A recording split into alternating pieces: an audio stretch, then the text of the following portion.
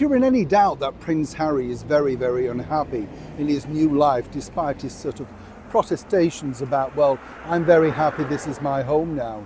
Well, what you uncover is something of a, well, quite tragic, not really the same story as ever. Let me explain. Morning chums, nice to see you as ever. Welcome one and all brand new subscribers, and thank you for choosing this channel. I hope you're keeping well. Yes, I'm talking to you. We are, of course. This is a beautiful building, isn't it? This used to be an old school. Yeah, I think it's still sort of a prep school or something like that now. Can you imagine all the young children that would have gone through this school? It's about 150 years old as well. Incredible place when you think about it. I often think, yeah, everybody who dislikes school, you go through there and think, remember that, don't you? Yes, I know. Were your school days good fun? Do share. We'd all like to know, absolutely. Is your life now good fun? Well, not if you're Prince Harry, of course. And the problem is, if you're Prince Harry, you're too busy telling the world that, oh, we haven't had a wave, have we? Sorry. You're too busy telling the world, of course, that it is, great fun. And what you saw when he came back over to the United Kingdom last week was a sort of Harry trying to play the old card, wasn't he? Here I am, joyful, fun, it's great, wonderful, all of that sort of stuff.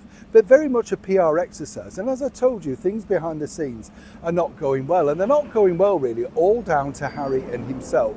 He's a disaster when he's left alone. This is because for many years, courtiers and PR people machine-wise behind him to make sure he came across as a reasonable character. He's always been petulant and difficult, many people know that. But behind the scenes, that was squashed to make him a lovable Harry. You got him in small bite-sized chunks. Even his friends, you see, were, shall we say, they found him challenging, to say the least.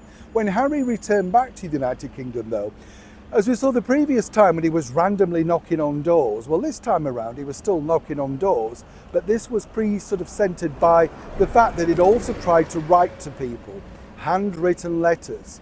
Now, cast your mind back before he married Meghan Markle, and he, very much was quite happy to wipe all of these people out, particularly the hunting, shooting, fishing mob that Meghan totally didn't agree with. If you remember, he suddenly stopped doing that. He suddenly stopped smoking, cigarettes at least, right? And so suddenly everything that she decided he shouldn't do, he willingly complied with. Now what he's finding is that he's very, very lonely out in California. And this is from ex-staff members who tell me that Harry's life is literally one of looking at lawyer stuff, daily stuff of that, looking after the children, going on hikes, cycle rides, and watching endless things on streaming companies like Netflix and Hulu, watching the films. In fact, he's very happy to talk about all the latest binge-watching shows, seemingly because that's the only conversation he feels safe with, where he won't get into trouble.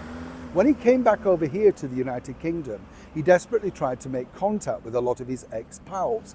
But remember, this is a few years down the line, and as we all know, chums, people move on. They've decided that they don't necessarily need you in their life anymore, and there's a new line, and they've decided that this is the line, and they've got families, they've got children, new sets of friends. You see, Harry's world stopped the moment that he decided to go on the Freedom Flight. And when he went on the Freedom Flight, he thought, well, that's great, I've now got this new life. What he's realising, as many of us already can see right through it, is everything that they thought they were going to make a success of has been an unmitigated disaster. Not just really that the things you know about, the Netflix deals and the Spotify stuff, but things behind the scenes just have not worked out well. And this is because they're not business people. Meghan Markle's certainly not a businesswoman, and neither is Prince Harry. What they had was oodles of cash at their disposal. Now, Harry is desperately trying to connect with a lot of the same friends that have still remained in contact with Prince William and Catherine, the Princess of Wales. And this, he feels, is a way of connecting back into his elder brother to make him see that actually he's changed. He's still willing to have the same set of friends and wouldn't mind coming over here every now and again for long weekends, reconnecting, remembering the old times, the good old days, that sort of stuff. But seemingly on that recent visit back, what happened was lots of people either didn't respond to the letters or in fact found themselves out of town, too busy, couldn't meet up, etc. Hence the reason what you saw when Harry was departing Clarence's house after meeting his father after so many months was a rather dejected person, because the meeting with the father was the final sort of throw of the dice, the one that he thought at least would welcome him back with open arms.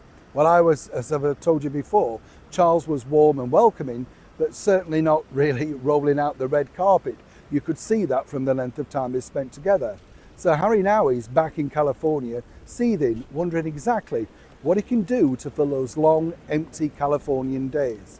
Well, of course, he's always got Meghan to pour the odd glass of wine, right? Neil Sean in the very heart of London.